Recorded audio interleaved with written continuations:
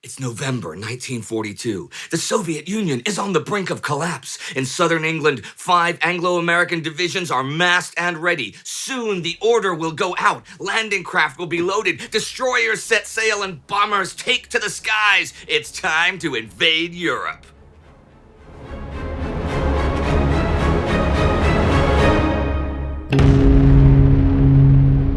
I'm Indy Neidell. And I'm Spartacus Olsson. This is a World War II in real-time special examining the invasion of Europe in 1942. Or rather, the lack of, because we took some artistic liberty with that opening. Right now, the Allies are invading North Africa, and any landing in Europe is way off in the future. But a plan for a late 1942 landing was Anglo-American policy as recently as July of this year. So what happened? Why has the invasion of Europe been put on hold? Well, first off, Churchill has never been keen on the idea. He has always wanted to target the soft underbelly of the Axis in North Africa and Italy. As early as June 1941, he is writing to Stalin that until German defenses are substantially weakened, any attempt at landing in France would encounter a bloody repulse. This cautious strategy initially becomes Anglo-American policy at the Arcadia Conference in January 1942. The two nations agree to Europe first, the policy that Germany must be dealt with before Japan, but rule out an invasion of Europe until at least 1943. Until then, their efforts will be limited to strategic bombing, assisting the Soviets, maintaining the naval blockade, and fostering European resistance. When that invasion does come, it may not even be into Western Europe, but through that soft underbelly. That is the Mediterranean or even the Balkans. But not everyone in the American military establishment is happy with this cautious approach. General George Marshall, U.S. Army Chief of Staff, and Admiral Ernest King, Chief of Naval Operations, believe Germany must be knocked out of the war as soon as possible so attention can turn to their real enemy, Japan. In March, Secretary of War Henry Stimson urges sending an overwhelming force to the British Isles and threatening an attack on the Germans in France. Later that month, Marshall comes up with a 3-part plan. First component, codenamed Bolero, is the buildup of 1 million U.S. troops in the United Kingdom by April 1943, culminating in an Anglo-American invasion force of 48 divisions, 30 of these American, and 5,800 RAF and USAAF aircraft. From this, 2 invasion plans are proposed. The first, codenamed Sledgehammer, is a contingency plan to be launched before the completion of Bolero as early as autumn 1942. This is in case the Soviets show signs of imminent collapse, or if Germany becomes so stretched in the war in the East that its western flank is suddenly open. Sledgehammer would send 5 divisions to establish a foothold on the Cotentin Peninsula, holding the port of Cherbourg over the winter of 1942 and 43, before being reinforced for a breakout. The second is codenamed Operation Roundup. Now, this would be launched either as the reinforcement action for Sledgehammer or independently in early 1943 after the completion of Bolero, right? A little confusing, but right.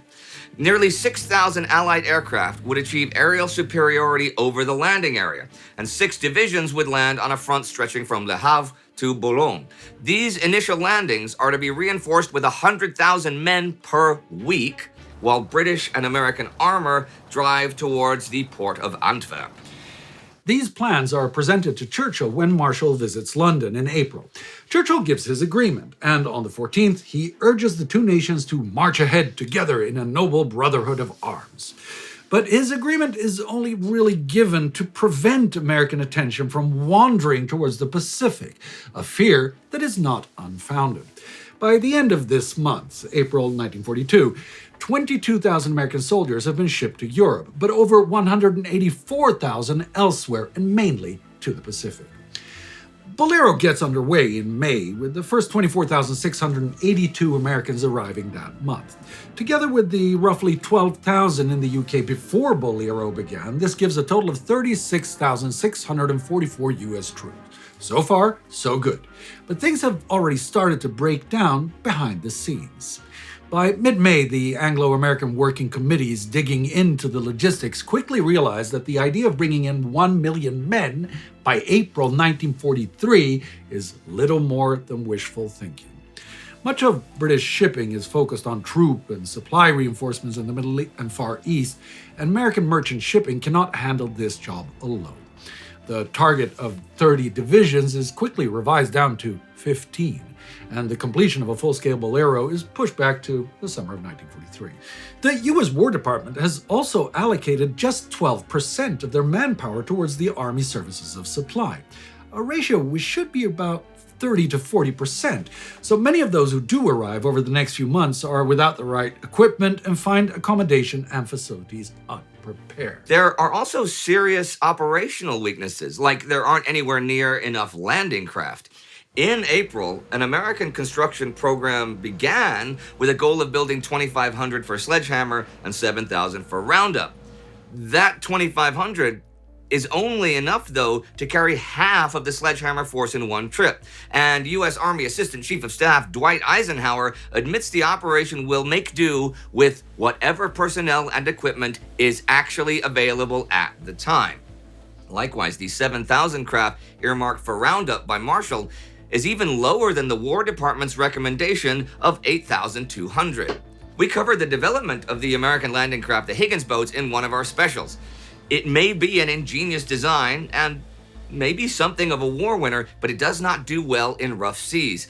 By mid-May, the British have pointed out that rough seas is a real problem in the Channel in autumn.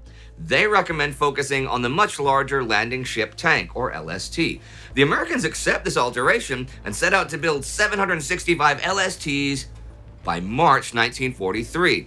But until summer 1942, the LST program will take a back seat to the construction of destroyers and carriers.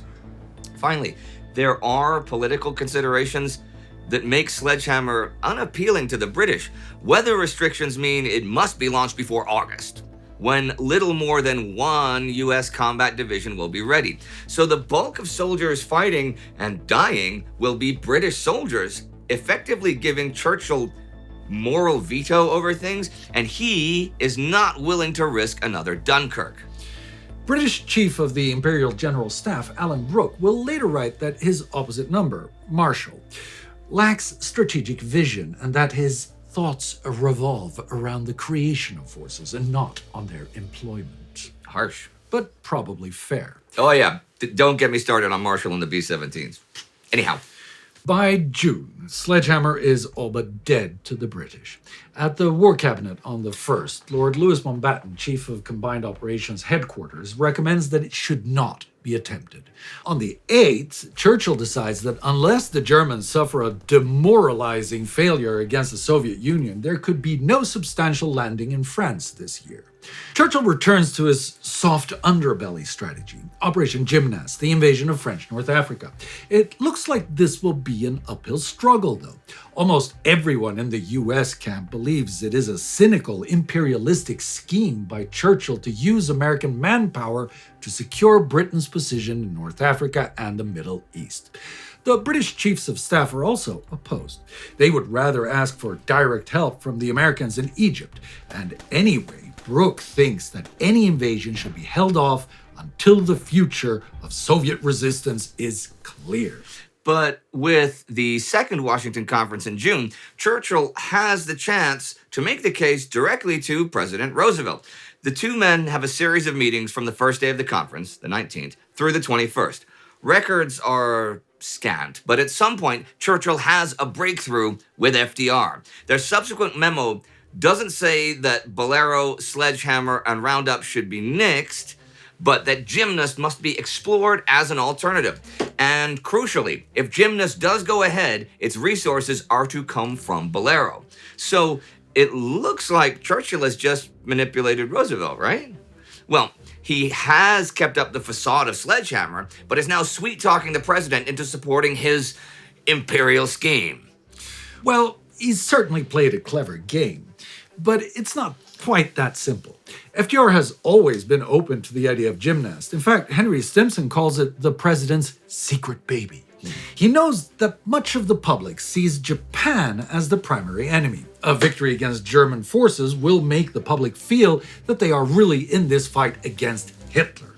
And Gymnast is much more likely to be successful than throwing inexperienced American boys at what would be stiff German defenses in France.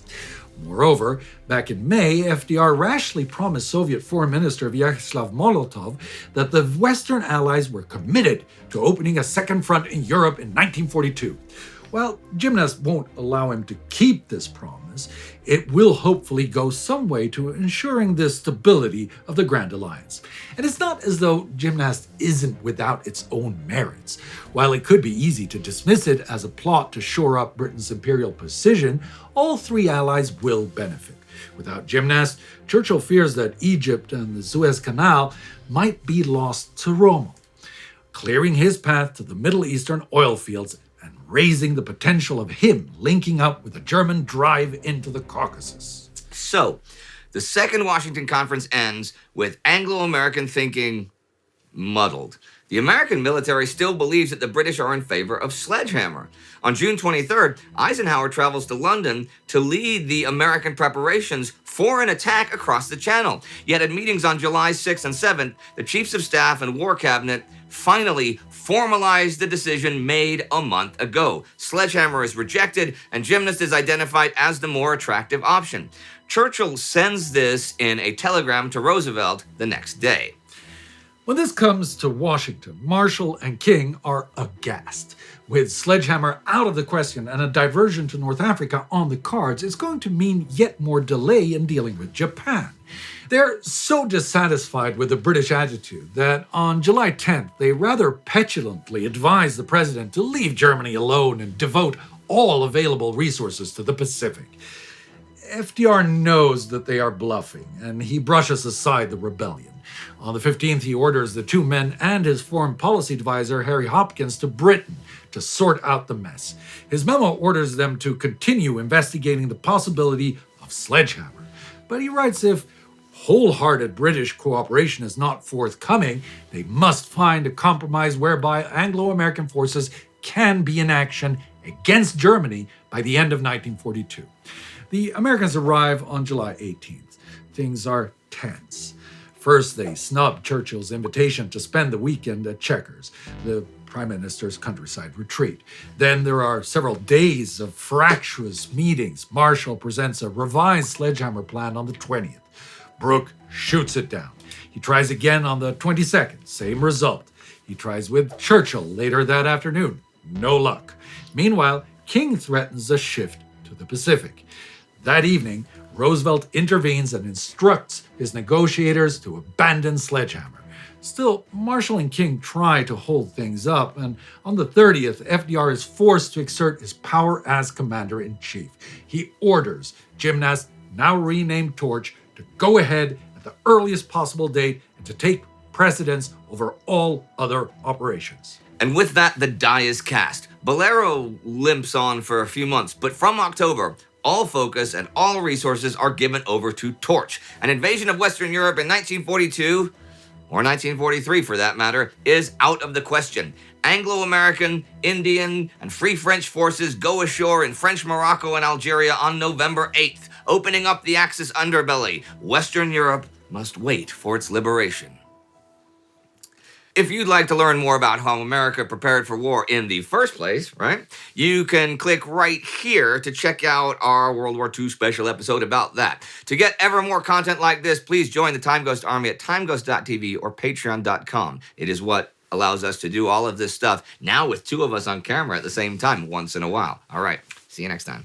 Excelsior! Yeah, God.